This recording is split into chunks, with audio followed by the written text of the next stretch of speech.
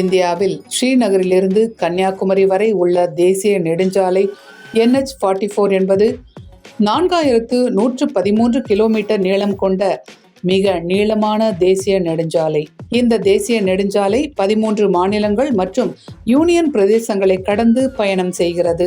இந்த தேசிய நெடுஞ்சாலையில் கப்பலூர் சுங்கச்சாவடி, எட்டூர் வட்டம் சுங்கச்சாவடி, சாலைப்புதூர் சுங்கச்சாவடி, நாங்குநேரி சுங்கச்சாவடிகள் அமைந்துள்ளன. இந்த சாலையில் மதுரை அருகே அமைந்துள்ள கப்பலூர் சுங்கச்சாவடி அமைக்கப்பட்டதில் உரிய விதிகள் பின்பற்றப்படவில்லை என்று பல ஆண்டுகளாக சர்ச்சை நிலவுகிறது.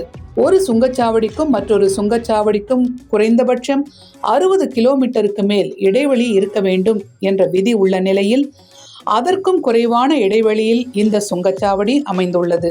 இந்நிலையில் இந்த 4 சுங்கச்சாவடிகளுக்கு இடைப்பட்ட 243.5 கிலோமீட்டர் தொலைவில் பயணம் செய்யும் தமிழ்நாடு அரசு போக்குவரத்து கழகத்திற்கு சொந்தமான பேருந்துகள் 276 கோடி ரூபாய் பாக்கி வைத்ததாக நீதிமன்றத்தில் வழக்கு தொடுக்கப்பட்டுள்ளது. அதன் அடிப்படையில் ஜூலை 9ஆம் தேதி நள்ளிரவு முதல் அரசு பேருந்துகள் செல்ல தடை விதிக்கப்பட்டு திருப்பி அனுப்பப்பட்டன. இந்நிலையில் சுங்கச்சாவடிகள் தொடர்பாக தற்போது புதிய தலைமுறைக்கு பிரத்யேக தகவல் கிடைத்துள்ளது.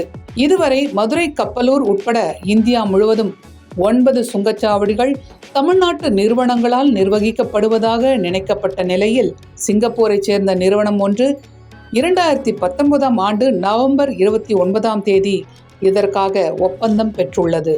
சிங்கப்பூரை சேர்ந்த கியூப் நெடுஞ்சாலை நிறுவனம் என்ற இந்த நிறுவனம் அதிகபட்சமாக 30 ஆண்டுகளுக்கு ஒப்பந்தம் எடுத்து கிளை நிறுவனங்கள் மூலம் இந்த சுங்கச்சாவடிகளை பராமரித்து வருகிறது. இந்த சுங்கச்சாவடிகளை நிர்வகிப்பது சிங்கப்பூர் நிறுவனம் என்பது வெளியே தெரியாத நிலையில் RTI மூலம் இந்த தகவலை பெற்றுள்ளது புதிய தலைமுறை.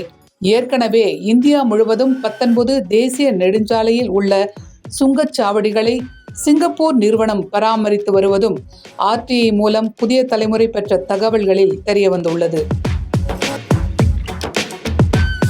அதேபோல கப்பலூர் சுங்கச்சாவடியை இடமாற்றம் செய்ய வேண்டும் என்று போராட்டங்கள் நடந்து சட்டமன்றத்தில் கோரிக்கை வைக்கப்பட்டு தமிழக சட்டமன்றத்திலேயே இது குறித்து பேசப்பட்ட நிலையில் இந்த சுங்கச்சாவடி இடமாற்றம் குறித்து மாநில நெடுஞ்சாலை துறை சார்பாக கடிதங்கள், கோரிக்கைகள் வைக்கப்பட்டதா என்று சில தினங்களுக்கு முன்பு கேட்கப்பட்ட கேள்விக்கு அப்படி ஒரு எந்த பரிந்துரையும் வரவில்லை என்று தேசிய நெடுஞ்சாலை துறை அதிர்ச்சி அளிக்கும் வகையில் RTI மூலம் பதில் அளித்திருந்தது.